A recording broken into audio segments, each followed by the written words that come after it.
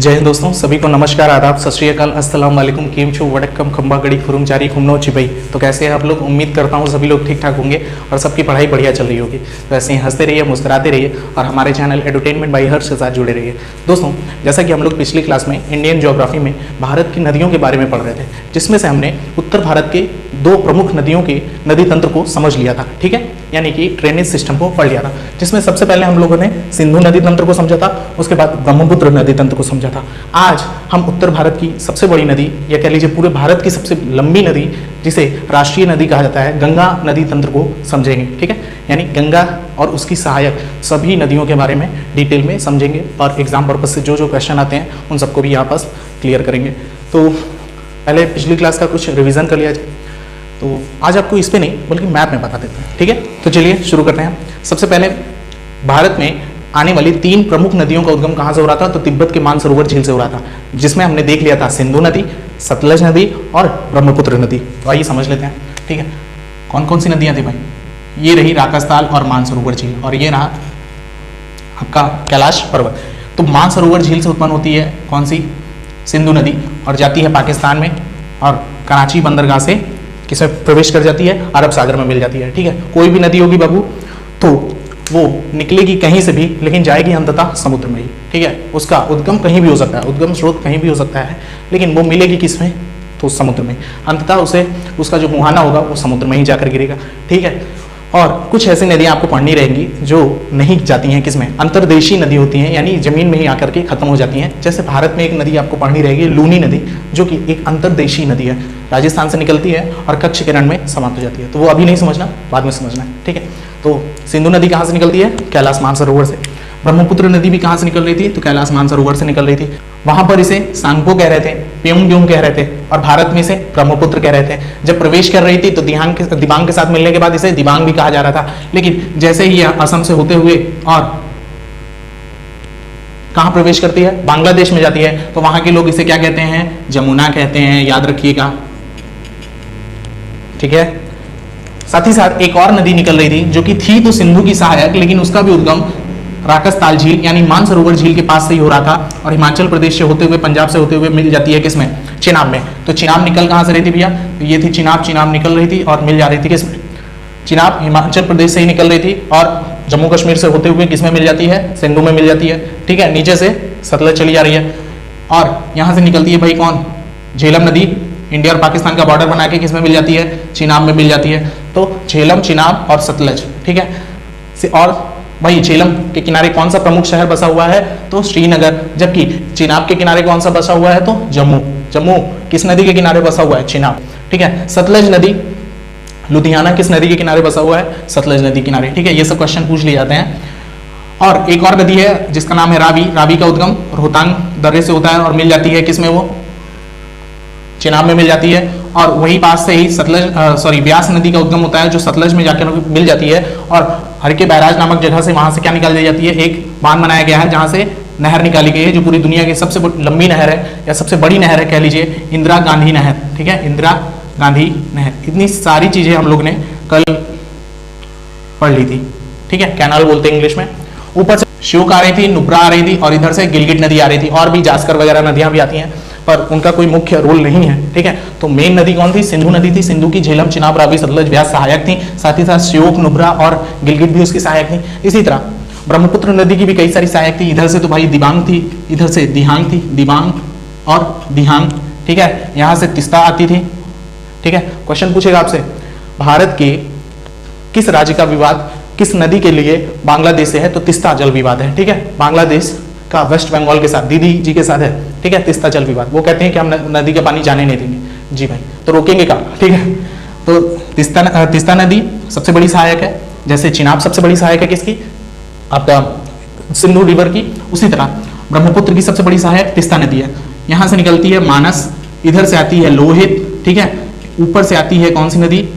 सुब्रनाश्री, और नीचे नागालैंड से होकर जाती है कौन सी? धनश्री। वहीं से निकलती है बराक नदी, जो मिल जाती है किसमें?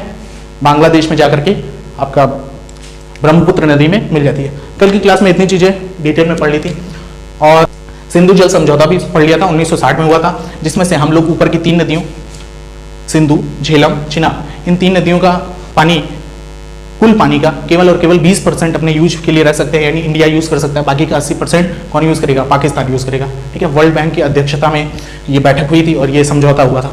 चलिए तो अब शुरू करते हैं हम लोग गंगा रिवर सिस्टम को पढ़ना। तो चलिए समझते हैं गंगा रिवर सिस्टम। तो गंगा नदी निकलती कहाँ से भाई, तो उत्तराखंड के उत्तरकाशी से गंगोत्री से निकलती है और वहां पर इसे भागीरथी कहा जाता है। ठीक है, उत्तराखंड के बीचों बीच से निकलते हुए, उत्तर प्रदेश के बीचों बीच से होते हुए, बिहार के बीचों बीच से होते हुए, थोड़ा सा हिस्सा बंगाल में जाते हुए, वेस्ट बंगाल में, और उसके बाद बांग्लादेश में चली जाती है। ठीक है, बांग्लादेश में चली जाती है और उसके बाद बे ऑफ बंगाल में यानी बंगाल की खाड़ी में मिल जाती है। ठीक है, निकलती कहाँ से भाई, तो भागीरथी से। अब आपको पहले वीडियो में बता चुके हैं, तो वो वीडियो आपने देखा है कि नहीं देखा, देख लीजिएगा कि गंगा नदी बनती है, ठीक है, या गंगा नदी का उद्गम होता है। यहाँ हम आपको छोटे एग्जाम के लिए जरूर बता देते हैं कि गंगा नदी का उद्गम होता है, ठीक है, गंगोत्री ग्लेशियर से। ठीक है, लेकिन बड़ी एग्जाम में आपको पढ़ना पड़ेगा कि कई नदियों से मिल करके गंगा का निर्माण होता है, यानी पंचप्रयाग से मिल करके गंगा आगे बढ़ती है और भागीरथी और अलकनंदा का जब संगम होता है देवप्रयाग में, उसके बाद से कौन सी नदी का निर्माण होता है, गंगा नदी का निर्माण होता है। ठीक है, तो गंगा नदी बनती है, ना कि कहीं से इसका उद्गम होता है, जैसे सिंधु नदी का उद्गम हो रहा था या ब्रह्मपुत्र नदी का उद्गम हो रहा था। ठीक है, तो इतनी चीजें याद रखिएगा। चलिए भाई, तो अभी आपको यहाँ हम बताए दे रहे हैं कि गंगा नदी का उद्गम गंगोत्री ग्लेशियर से होता है और वो उत्तर प्रदेश, बिहार, वेस्ट बंगाल का छोटा सा हिस्सा कवर करते हुए बांग्लादेश में प्रवेश करती है और वहां से वो बे ऑफ बंगाल में चली जाती है। ठीक है, अब देखिए भाई, गंगा की सबसे बड़ी सहायक है यमुना। कहाँ से निकलती है, तो बंदरपूछ पर्वत, ठीक है, बंदरपूछ पर्वत श्रृंखला है, वहीं पर कौन सा ग्लेशियर है, यमुनोत्री ग्लेशियर है, और यमुनोत्री ग्लेशियर से निकलती है यमुना नदी और दिल्ली के किनारे से होते हुए आगरा, मथुरा को पार करते हुए और इलाहाबाद में मिल जाती है किससे, तो गंगा नदी से। ठीक है, तो गंगा की सबसे बड़ी सहायक यमुना, गंगा की सबसे बड़ी सहायक यमुना। अब आगे देखते हैं भाई, यमुना की भी एक सहायक है जो मध्य प्रदेश जिले से निकलती है और राजस्थान से होते हुए कहां पर जाती है, तो यमुना में मिल जाती है, नाम है उसका चंबल। ठीक है, देख रहे हैं, सहायक की सहायक, गंगा की सहायक, गंगा की ट्रिब्यूटरी यमुना, यमुना की ट्रिब्यूटरी चंबल, चंबल, चंबल के डाकू वगैरह बहुत फेमस है। ठीक है, चंबल, चंबल की भी सहायक है। अरावली से एक निकलती है नदी, नाम है उसका बनास। ठीक है, बनास, और इधर से एक नदी निकलती है काली सिंध। ठीक है, काली सिंध। अब आपको बता दें, अब यहाँ पर्वत श्रृंखला नहीं बनी है, यहाँ बस विंध्याचल पर्वत श्रृंखला है और नीचे सतपुड़ा पर्वत श्रृंखला है। मध्य प्रदेश की प्रमुख पर्वत श्रृंखलाओं में विंध्याचल पर्वत श्रृंखला और सतपुड़ा पर्वत श्रृंखला। तो ये किस नदी, किस पर्वत श्रृंखला से निकल रही है, तो विंध्याचल पर्वत श्रृंखला की चोटी से निकल रही है। ठीक है, कौन, चंबल। चंबल किसकी सहायक, यमुना। यमुना किसकी सहायक, गंगा की सहायक। ठीक है, तो अल्टीमेटली गंगा में सारी नदियां मिल जा रही हैं, इसलिए गंगा सबसे बड़ा रिवर बेसिन है। ठीक है, सबसे बड़ा रिवर सिस्टम का अगर किसी नदी का बेसिन है, बेसिन क्या है ये आपको पहले ही बता दिया है, किसी भी नदी द्वारा या कुल नदी तंत्र द्वारा जितने क्षेत्र को सिंचित किया जा सकता है, जितने क्षेत्र से वहां का पानी आता है या उससे पानी जा सकता है, उसे हम बेसिन कहते हैं, उस नदी तंत्र का बेसिन कहते हैं। सबसे बड़ा नदी तंत्र का बेसिन किसका है, तो गंगा रिवर सिस्टम का। ठीक है, अब आगे देखते हैं भाई, चंबल की सहायक बनास और काली सिंध, उसके बाद सिंध, बेतवा, केन, सिंध, बेतवा, केन, ये सारी की सारी नदियां, चंबल, काली सिंध, बनास, सिंध, बेतवा, केन, ये सभी यमुना की सहायक है। ध्यान से देखिएगा। ठीक है, चंबल, काली सिंध, सिंध, बेतवा, केन, सिंध, बेतवा, केन। याद करने का तरीका, आप ब्लैंक मैप लीजिए, कल भी आपको बताए थे, ये रहा ब्लैंक मैप। ठीक है, इस पर आपको क्या करना है, प्रैक्टिस करते जाना है जैसे जैसे बता रहे हैं। ठीक है, तो यमुना नदी निकलती है, गंगा की सहायक सबसे बड़ी यमुना, कहाँ मिल जाती है यमुना, इलाहाबाद में मिल जाती है, संगम कहा जाता है। उसके बाद चंबल किसकी सहायक है, यमुना की सहायक है। काली सिंध किसकी सहायक है, चंबल की सहायक है। बनास चंबल की सहायक है। सिंध, बेतवा, केन। ठीक है, अब बेतवा की भी एक प्रमुख सहायक नदी है, नाम है उसका धसान। कभी कभार क्वेश्चन पूछ लिया जाता है कि बेतवा की सहायक नदी का नाम बताइए, तो बेतवा की सहायक नदी का नाम है धसान। धसान याद रखिएगा, क्वेश्चन पूछा जाएगा। माता टीला परियोजना किस नदी पर है, तो बेतवा नदी पर है। माता टीला परियोजना बेतवा नदी पर। गंगा की और यमुना की और भी सहायक नदियां हैं, अगर आप इधर से देखेंगे तो गंगा नदी ऐसे जा रही और यमुना भी उसी के सहारे आगे बढ़ रही। तो उसका अगर ऐसे देखेंगे दिशा आगे की ओर है, तो गंगा के यमुना के दाईं ओर से मिलने वाली कई नदियां हैं, लेकिन बाईं ओर से बहुत कम नदियां मिलती हैं। एक टोंस नदी है और एक हिंडन नदी है। तो यमुना की सहायक कौन कौन सी हैं, टोंस और हिंडन, किधर से, बाईं ओर से, लेकिन दाहिनी ओर से चंबल, बनास, काली सिंध, सिंध, बेतवा, केन, ठीक है, धसान, ये सारी की सारी यमुना की सहायक है। लेकिन मेनली किसकी सहायक हो जाएगी, गंगा की। ठीक है, अब देखिए ये आपको मध्य प्रदेश दिख रहा है, ये छत्तीसगढ़ दिख रहा है। यहीं पास एक पर्वत श्रृंखला है, नाम है उसका मैकाल पर्वत श्रृंखला, और उसकी सबसे ऊंची चोटी है अमरकंटक। ठीक है, अमरकंटक से एक नदी निकलती है, नाम है उसका सोन। सोन नदी पटना के पास पटना के पहले एक जगह है कोइलवर, कोइलवर में जाकर के मिल जाती है। कौन सी नदी? सोन नदी। ठीक है, तो सोन किसकी सहायक है? गंगा की। सोन किसकी सहायक है? गंगा की सहायक है। सोन किसकी सहायक है? गंगा की सहायक है। अब देखिए, गंगा नदी की एक ब्रांच निकल जाती है, कहाँ से? वेस्ट बंगाल से एक ब्रांच निकल जाती है, हुगली। क्या नाम है? हुगली नदी नाम है। गंगा की ब्रांच का नाम हुगली, वेस्ट बंगाल से निकल जाती है। देखिए, आकर के कोई नदी मिलेगी तो उसे ट्रिब्यूटरी कहा जाएगा, लेकिन कोई नदी की अलग से धारा बन जाएगी तो उसे शाखा कहा जाता है, या ब्रांच, उस नदी की शाखा। तो गंगा नदी की एक शाखा कहाँ चली जाती है? वेस्ट बंगाल से होते हुए जाती है, जिसका नाम है हुगली। ठीक है, तो हुगली नदी निकल जाती है।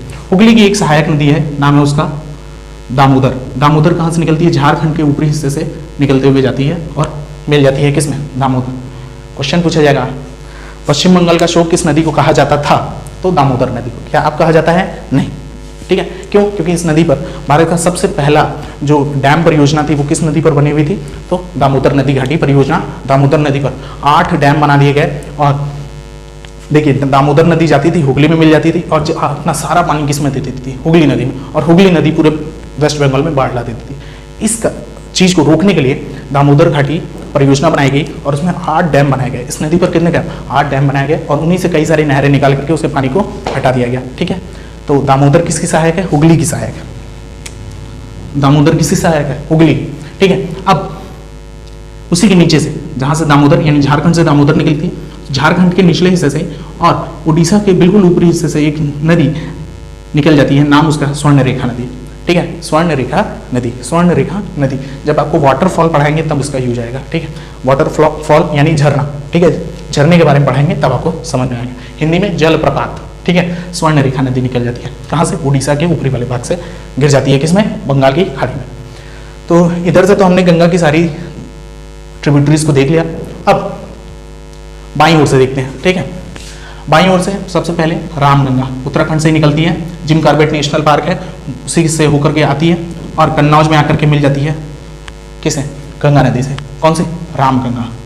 यमुना मिलती है इलाहाबाद में, याद रखते जाइएगा, इस सब का मिलन बिंदु पूछा जाता है। ठीक है, तो गंगा में, यमुना कहाँ मिलती है? इलाहाबाद में मिलती है। रामगंगा कन्नौज में मिलती है। रामगंगा उत्तर प्रदेश के कन्नौज जिले में मिलती है। उसके बाद रामगंगा किस नेशनल पार्क से होकर के आती है? तो Jim Corbett national park, Bharat का सबसे पहला नेशनल पार्क है जो 1936 में खुला था। रामगंगा के बाद गोमती नदी आती है। गोमती नदी कहाँ मिल जाती है? तो गाजीपुर के पास। कहाँ? गाजीपुर। गोमती नदी गाजीपुर। लखनऊ शहर किस नदी के किनारे बसा हुआ है? गोमती नदी के किनारे। ठीक है, लखनऊ शहर किस नदी के किनारे बसा हुआ है? गोमती। ठीक है, रामगंगा गोमती, रामगंगा गोमती। उसके बाद एक नदी आएगी घाघरा नदी। ठीक है, घाघरा नदी, सब नेपाल से ही नदियाँ आती हैं, और ये मिलेगी कहाँ? बिहार में छपरा में जाकर के मिल जाती है। बिहार में छपरा के पास गंगा में मिल जाती है। ठीक है, देखिए, गंगा में यमुना कहाँ मिलती है? तो इलाहाबाद में। रामगंगा कन्नौज में। गोमती गाजीपुर में। घाघरा कहाँ मिलती है? छपरा में। इसी घाघरा नदी के किनारे स्थित है कौन? अयोध्या। लेकिन अयोध्या में उस घाघरा नदी को घाघरा न कहकर क्या कहते हैं? सरयू नदी। ठीक है, तो आपसे क्वेश्चन पूछ लिया जाएगा कि अयोध्या किस नदी के किनारे बसा हुआ है? तो सरयू नदी के किनारे बसा हुआ है। लेकिन अयोध्या के लोग ही उस नदी को सरयू कहते हैं, बाकी जगह उसका नाम घाघरा नदी। घाघरा नदी मिलती कहाँ है? गंगा से, तो बिहार के छपरा जिले में मिल जाती है। ठीक है, अब घाघरा में और कई प्रसिद्ध नदियां मिल जाती हैं, जैसे काली नदी। ठीक है, काली नदी आकर के मिल जाती है, और इसी काली को शारदा नदी भी कहते हैं। ठीक है, और इधर से राप्ती नदी मिल जाती है। उसके बाद आती है गंडक नदी। गंडक नदी आएगी और कहाँ मिल जाएगी? तो बिहार में, पटना के पास मिल जाएगी। किसे? गंगा से। ठीक है, तो गंडक नदी। गंडक के बाद भागमती नदी एक है, प्रसिद्ध नदी है बिहार की। उसके बाद कोशी नदी, बिहार का शोक कहा जाता है कोशी नदी। बिहार का शोक किसे कहा जाता है? कोशी नदी को। ठीक है, बिहार का शोक कोसी नदी को कहा जाता है। बिहार का शोक कोसी नदी को कहा जाता है। ठीक है, ये कोसी, ये भागमती। ठीक है, और अंतिम सबसे जो नदी है, क्वेश्चन पूछेगा कि गंगा से मिलने वाली अंतिम नदी महानंदा है। ठीक है, महानंदा, जो किस प्रमुख भाग से होकर के आती है? तो आपको पता है कि वेस्ट बंगाल में, ठीक है, और नेपाल और बांग्लादेश के बीच में भारत का जो ये इतना हिस्सा पड़ता है, इसे सिलीगुड़ी कॉरिडोर कहा जाता है। क्या कहा जाता है? लगभग 33 किलोमीटर ये चौड़ा रास्ता है जो भारत को 7 सिस्टर से जोड़ने का एकमात्र अकेला रास्ता है, ठीक है, जो भारत के लिए बहुत इंपॉर्टेंट रोल निभाता है। अगर सोच लीजिए किसी देश का कब्जा इतने पर हो गया तो हमसे 7 हमारे 7 सिस्टर्स अलग हो जाएंगे, मिजोरम, मणिपुर, नागालैंड, ठीक है, त्रिपुरा, मिजोरम, मेघालय, ये सभी, अरुणाचल प्रदेश, ये सभी क्या हो जाएंगे, अलग हो जाएंगे। तो इसका चिकन नेक, इसे भारत का क्या कहा जाता है, चिकन नेक, ठीक है। सिलीगुड़ी कॉरिडोर, कौन सी नदी आती है, महानंदा नदी आती है, ठीक है, महानंदा नदी आती है। अब देखिए आगे देखते हैं, तो गंगा नदी की ये रही ट्रिब्यूटरीज और ये रहा गंगा नदी तंत्र, यानी गंगा रिवर सिस्टम, ठीक है। रामगंगा, गोमती, घाघरा, ठीक है, गंडक, भागमती, कोशी, महानंदा, नीचे से यमुना, यमुना के सहायक चंबल, चंबल के सहायक बनास और काली सिंध, सिंध, बेतवा, केन, नीचे से देखेंगे सोन नदी, ठीक है। तो गंगा से अगर आप बाईं ओर से देखेंगे तो कई सारी, और दाहिनी ओर से भी कई सारी नदियां, तो ये पूरा गंगा नदी तंत्र का बेसिन है, ठीक है। इतना बड़ा क्षेत्र, भारत में सबसे बड़ा अगर किसी रिवर सिस्टम का बेसिन है तो वो गंगा रिवर सिस्टम का बेसिन है। अब कुछ और प्रमुख नदियां देख लेते हैं। देखिए आपको बताया था यहाँ अरावली श्रृंखला है, अरावली के पूर्वी ढाल से निकलती है कौन सी नदी, बनास। अरावली के पश्चिमी ढाल से निकलती है लूनी नदी, कौन सी नदी, लूनी नदी। लूनी नदी निकलती है और कहाँ, कक्ष किरण में विलीन हो जाती है। क्वेश्चन पूछेगा आपसे, ये देखिए ये नदी समुद्र में जाकर के नहीं मिल रही है बल्कि कक्ष किरण में ही विलीन हो जाती है। तो क्वेश्चन पूछेगा अंतर्देशीय नदी यानी इनलैंड रिवर कौन है भारत में, तो लूनी नदी, ठीक है, खारा पानी रहता है, लूनी नदी, कौन सी नदी, लूनी नदी, अंतर्देशीय नदी है, कक्ष किरण में विलीन हो जाती है और इधर से बनास निकलती है। यहीं से एक नदी निकलती है साबरमती नदी, और इस खाड़ी को कक्ष की खाड़ी कहते हैं। देखिए कक्ष कारण है इस जगह का नाम कक्ष, तो खाड़ी कक्ष की खाड़ी, ठीक है, और इधर खंबात की खाड़ी,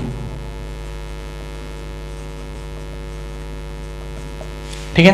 तो साबरमती नदी कहाँ जाती है, खंबात की खाड़ी में, ठीक है। साबरमती कहाँ जाती है, खंबात की खाड़ी में। भारत की सबसे प्रदूषित नदियों में से एक साबरमती नदी और यमुना नदी, दो भारत की बहुत प्रदूषित नदियां हैं। कानपुर के पास आते आते यमुना नदी इतना मतलब गंदा कर देते हैं गंगा नदी को, ठीक है।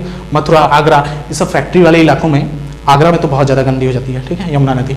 अब देखिए, और उसी तरह साबरमती नदी भी बहुत ज़्यादा प्रदूषित है। लूनी नदी अंतर्देशीय नदी है, गंगा की सहायक रामगंगा, गोमती, घाघरा, ठीक है। उसके बाद गंडक, भागमती, कोसी, महानंदा। बिहार का शोक कोसी नदी को कहा जाता है। बंगाल का शोक किसे कहा जाता है, दामोदर नदी। क्या आप कहा जाता है, नहीं, लेकिन बिहार का शोक आज भी किसे कहा जाता है, कोसी को, क्योंकि हर साल बिहार में बाढ़ आती है, एक नदी के पानी को कंट्रोल नहीं कर पा रहे।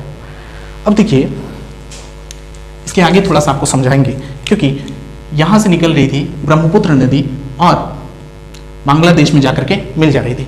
अब देखिए बांग्लादेश में जब ये नदी प्रवेश करती है तो गंगा के साथ मिल जाती है, यानी गंगा का संगम हो जाता है किसके साथ, ब्रह्मपुत्र के साथ, ठीक है। और ब्रह्मपुत्र की भी कई सारी सहायक थी, दिहांग थी, दिबांग थी,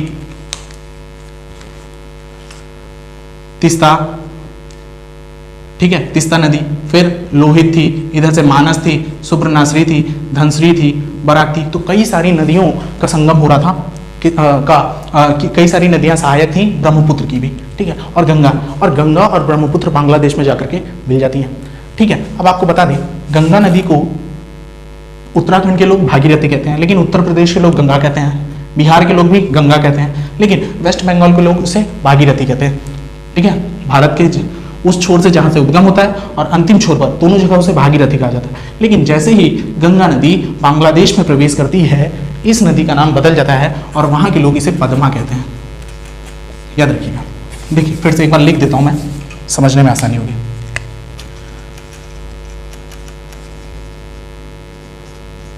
बांग्लादेश और इंडिया, ध्यान से, हम लोग इसे गंगा कहते हैं और ब्रह्मपुत्र कहते हैं, लेकिन ब्रह्मपुत्र नदी को या गंगा नदी को बांग्लादेश में पद्मा कहा जाता है और ब्रह्मपुत्र नदी को जमुना कहा जाता है, ठीक है। तो ब्रह्मपुत्र वाले क्या कहेंगे, मान लीजिए हम ब्रह्मपुत्र में होते तो कहते कि जमुना, ये रही जमुना और ये रही पद्मा, दोनों का हो गया संगम, ठीक है। जमुना और पद्मा का हो गया संगम। अब ये जब नदी आगे बढ़ती है तो करीबन 30 किलोमीटर बाद एक और नदी आती है, छोटी नदी है, नाम है उसका मेघना, वो नदी भी इसमें मिल जाती है। तब इन तीनों नदियों के संगम को क्या बोल दिया जाता है, मेघना, ठीक है। इसके बाद जो नदी बनती है, ठीक है, यानी कि जब पद्मा जमुना में मेघना आके मिलती है तो इसे मेघना कहा जाता है। ठीक है, इन तीनों नदियों को एक नाम दे दिया जाता है, मेघना। ठीक है, पद्मा का मतलब गंगा, इसका मतलब ब्रह्मपुत्र, और मेघना तो अलग नदी है ही है। लेकिन जनरली छोटी परीक्षाओं में आपसे क्वेश्चन पूछ लिया जाएगा कि गंगा और ब्रह्मपुत्र जब बांग्लादेश में मिलती है तो उसे क्या कहा जाता है, मेघना। ये कह देगा पद्मा या जमुना बांग्लादेश में जब मिलती है तो उसे क्या कहा जाता है, मेघना। याद रखिएगा, ये संगम से क्वेश्चन पूछा जाता है। ठीक है, उम्मीद करता हूँ आपको ब्रह्मपुत्र रिवर सिस्टम, साथ ही साथ आज का जो मेन टॉपिक था गंगा रिवर सिस्टम समझ में आया होगा। उसके बाद अब हम लोग नेक्स्ट क्लास में प्रायद्वीपीय भारत की नदियों को पढ़ेंगे और इस क्लास को खत्म करेंगे। ठीक है, तो मिलते हैं नेक्स्ट वीडियो में, तब तक के लिए जय हिंद।